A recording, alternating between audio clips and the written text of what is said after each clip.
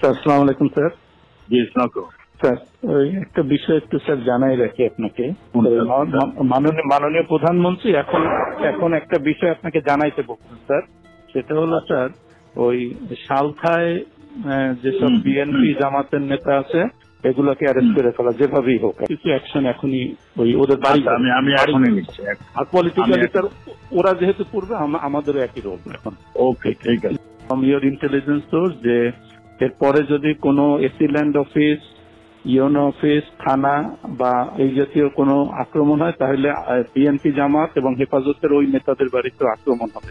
যে সকল ভূমি অফিসে জমির রেজিস্ট্রি দলিলপত্র যেগুলা এই হেফাজত জামাত নষ্ট করবে, একইভাবে তারা কিন্তু ওই তাদের জমি জমা আর পাবে না, জমি জমার হিসাব দলিলপত্র তারা পাবে না বা রেকর্ডপত্র আমরা আর দেবো না।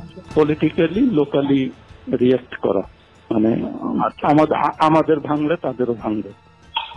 সোজা স্যার এইগুলো। আর স্যার ওই একইভাবে আপনাদের পলিটিক্যাল সোর্স এগুলো সব থেকে জানান। এই সার চাচ্ছে যে সালটায় যেভাবে হোক বেশ কিছু অ্যারেস্ট এখন হয়ে যায় বাড়ি করে।